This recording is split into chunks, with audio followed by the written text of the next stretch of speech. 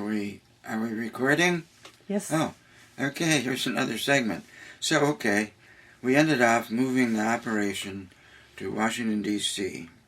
1810, 1812, 19th Street, Northwest Washington, 9, D.C., 1956. I'm sure some of the people hearing this weren't born then, at least incarnated this time. But anyway, so there was the church. And there was L. Ron Hubbard Jr., and L. Ron Hubbard Jr. got married to a very nice young woman. I think her name was Henrietta Hubbard. And they also started having children. And L. Ron Hubbard and Mary Sue Hubbard were having their third child, third of 5. And at that time, the organization, which had a staff of about 38 or 40 people, was not doing well financially. In fact, it was financially out the bottom. Ron had a lot of attention on writing books and doing all kinds of research and wasn't really putting much attention on income. And it just wasn't happening. And this became a problem for some of the staff members, particularly those who were married and having children, because they wanted a nice place to live and economic security and so forth. A lot of the staff were single people, and it didn't matter if they had much in the way of income because they were so excited about what was going on in the research line and following the wild information that was pouring out of L. Ron Hubbard. So month after month, L. Ron Hubbard Jr., who had been called Nibs as a child, more often than not would be seen in his father's office, and the problem was, I need enough money for my wife, my children, etc., etc. And I think his father was assuring him, at least this is what I heard secondhand, that if he would just hang in there, the day was not far off when there would be sufficient money for a decent income.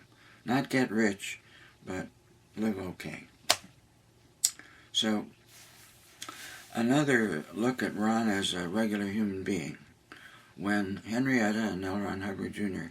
had one of their babies, Ron went over to the house and for the next day or two stayed awake, and every 15 or 20 minutes went into where the baby was to make sure that the baby was okay.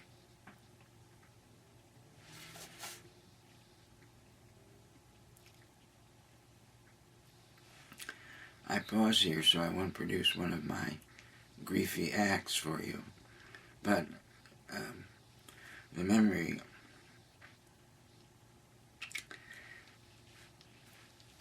easy there, boy. Yes, so here he was being a real human being, Grandpa.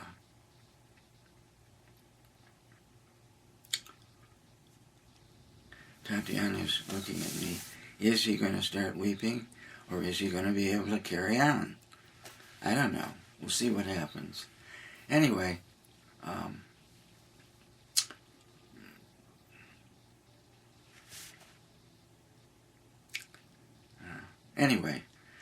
to carry on.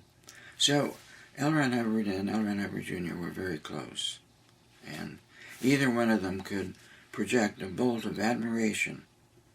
You know what admiration is? Something everybody wants, desires, and would just about sell their soul to be someone who's admired. It's the most wonderful feeling. If you haven't ever experienced admiration, I know you have, but you know what it feels like to be admired for something you've done, or you're going to do, or just for the self that you're being. To feel that you were admired is a most wonderful feeling. And it turns out that human beings can create admiration for themselves and others. But most of us are in denial about doing that. We're very selective and say, well, I only have so much admiration I can give, and I don't give it easily. And I don't expect to get it easily. But that's not how it should be. If you become nothing else in your life, you should become a source, a point of origin of pure admiration that you can direct and give to others and yourself. It's like watering plants and giving them sunshine. Admiration makes people feel like being alive. It assures them they're alive. It's healthy, like help. One of the biggest forms of help for another person is to admire them. Even if they aren't perfect, even if they look like shit, admire them. It'll give them a chance to stop looking and being the way they are and improve. More on that later. Anyway, both the Hubbards had developed the ability to project admiration. And I remember walking around in the organization there, and I might be feeling kind of glum or something, and turn a corner, and there was one of the Hubbards, L. Ron Hubbard or L. Ron Hubbard Jr. And all at once, I'd feel this beam, big smile, "Hi, Phil," and this beam of admiration, and all at once, I felt perfect. It was as though everything about me was completely admirable. All the smallness, pettiness, stupidity, and crap that goes with being a human being was being totally admired. Not condemned, judged, criticized, put down. Pure admiration.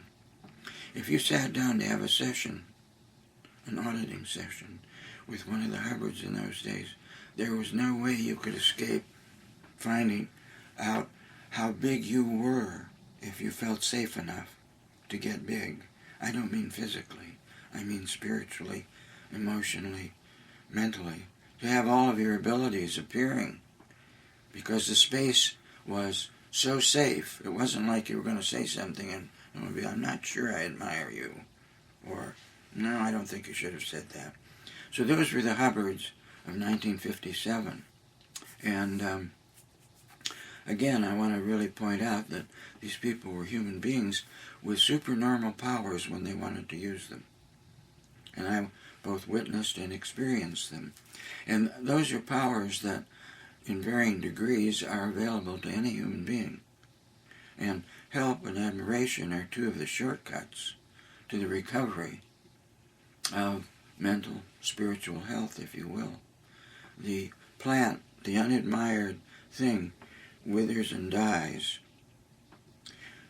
We surround ourselves with what psychiatry, psychoanalysis, medicine, whatever you want to call it, we surround ourselves with our case. What's wrong with us? What we want help with. All those things are the things about you that are unadmired. Things that you think don't deserve to be admired. Things that others have proved to you, you shouldn't be admired for being that way. So that's usually the thing that we eventually bring the person through in Dianetic and Scientology auditing, if you will. And it can happen very quickly.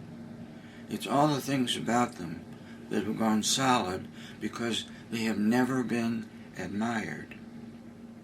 They weren't admired by their parents, their siblings, by this person, that person, by themselves.